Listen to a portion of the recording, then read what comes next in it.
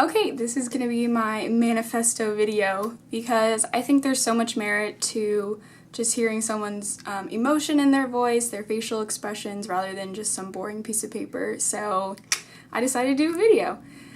Also, too, starting off strong, already want to show you an example of innovation. This is my studio for my video, my little tripod desk thing. It's on one of my little chair things, my textbooks, then my records, and then don't worry, I have a script that I have like ideas that I'm going to hit on, so I'm not just winging this. So, okay, here we go. There we go. Okay, so I honestly, when you gave us this assignment, was so scared because I have no idea what I want to do with my life. Honestly, I chose business because I didn't really like any of the other subjects. In high school, I was always good at all the subjects, but I never really excelled in any particular one. So when I got to college, I was like, hey, why not business? I haven't tried that. My dad and my brother are in business, so why not? And then the reason I'm a management major, entrepreneurial management major, is because, again, I didn't really like any of the other majors. I really thought I was going to be finance or accounting when I came into college, took those classes and realized they're the worst. And then I took supply chain and marketing, also didn't really like them. So again, just turned out entrepreneurial management by process of elimination. But it's been such a great major for me because it really just combines every other major, which I love because I feel like that's so much of my personality. I just love everything about different aspects in learning and improving myself as a person. So, I don't know, that's why I'm here. But, so, okay, what I'm going to focus on in my manifesto, so I'm going to read this off. But what you told us in class one day is that you don't look at the trends that are changing, but you look at what things that aren't changing because those are the things that are going to stay around in the future. And so to me, that's people. And I know we talked about like robots and how they're going to take over and everything, but I think it's more just about the human experience and just the emotion and how you can make people feel. So to me, what I want to focus on for my manifesto is just people. I just love serving people. And no, I don't know what aspect of business I want to go into, but I do know that whatever I do, I just want to serve people. Whether that be just in the corporate world, serving people just in a daily thing, or whether that's the business I go into where it's a business like a nonprofit or a business where it's just aimed at helping people. So a little background about me, like why I'm so interested in this. So you know a little bit about my background because I talked to you last semester about it, but it's my sophomore year of high school, I was diagnosed with depression, and that sucked. But it was really cool. We talked about in class the other day too, was just you can't regret things that happened in the past. And honestly, as much as it stinks going through it, I'm really grateful for it because I feel like it's made me the person I am today and my perspectives today. So I was diagnosed when I was a sophomore, and my senior year of high school I was suicidal.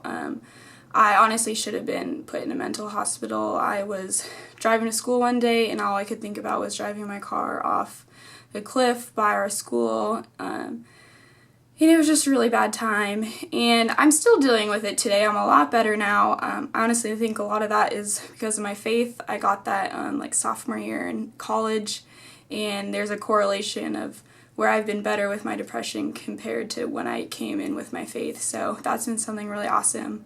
But through it all, when I had the downs, the thing that got me through it was this quote from the book The Fault in Our Stars.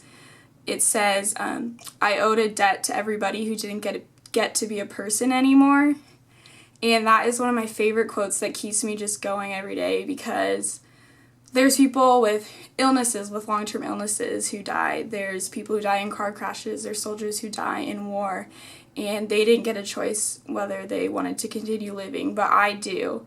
And so that's what really helped me through my dark times of just, look, you owe a debt to the people who didn't get to be a person anymore, and you need to live life to your fullest and just, I don't know, help people. So that's kind of just my motivation with everything. So let me go down my outline.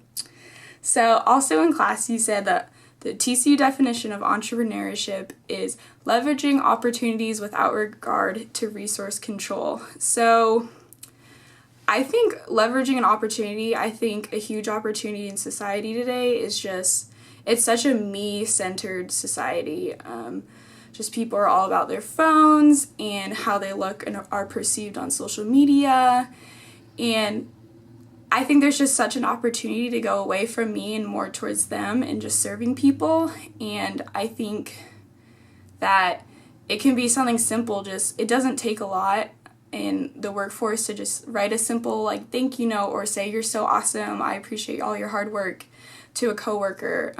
Or if a coworker you see has a bad day, it's so simple to just go buy them their favorite candy or ice cream. And so I don't really know what I want to do in the corporate world, but I do know that I just want to be a light in terms of affecting people's day. And I think my biggest fear in life is just wasting my life and not having an impact on those around me. So I don't know, just wherever I work, I just want people to be better because I was there. So I don't know, that's kind of my main focus. And so maybe just affecting the culture and starting a chain reaction of if you're nice to someone else and make someone's day, then they are in a better mood, and then just everyone else can, again, just have a mindset of focusing on others rather than just me. And then another thing that you brought up in class was about consciousness. You said that consciousness is your greatest asset. It's your greatest offense and your greatest defense. And I love that because, again, when I was in high school and I was going through my really hard times with my depression, I actually made a necklace that says I am alive. And that really has to do with consciousness too. Just knowing that you have all these possibilities at your disposal that you can do. You just have to make it work. And I don't know, I think that is just something I really want to focus on because I have no idea what sector of business I want to go into. I think just making myself the best business person I can be and best coworker I can be to other people, and just every day not taking it for granted and just going and realizing how many resources I have and trying to use those to the best of my advantage. So that's kind of my manifesto talk. Again, I don't really know if that fits the bill of what you wanted, but I also know that you don't really have rules of what you wanted. So, but then the other thing you asked us to focus on is if there's anything you would like that you wish that, or we wish you would have talked about throughout the semester. And it's not necessarily what I wish you had talked about, but more just expanded upon. So because I love serving people, an area of business I'm looking into is the profit sector. I'm actually right now applying. It's really in the beginning stages, so it's not like I'm in this whole process so far, but I am applying for the actor Paul Newman. He has a foundation called Newman's Own Foundation, and there is a fellowship within that foundation where it's a year internship right after you graduate college, and they just equip you to be leaders in the nonprofit sector, but also just a leader in general of serving others, whether or not you continue with the nonprofit sector or the for-profit sector. So that's something I'm really interested in right now. But I also know that not everyone in our class is interested in nonprofit, so I wouldn't necessarily say do a whole class period of nonprofit because that might not interest everyone, but maybe as an assignment have people go through the textbook, go through the topics kind of towards the end of the semester, and just submit to you like a topic or two that they wish you had talked about more, or if you didn't talk about it all, and then maybe you'll get some like repeat answers, and then you could spend just a class period talking about those different topics. And so I know that you sometimes in class will be like, okay, what do you guys want to talk about? And that doesn't really give us a lot of time to prepare. So I think maybe if you give people a time to prepare and then they get to actually really know what they want to talk about, that would be helpful. So that's just my suggestion. But so that concludes basically my video.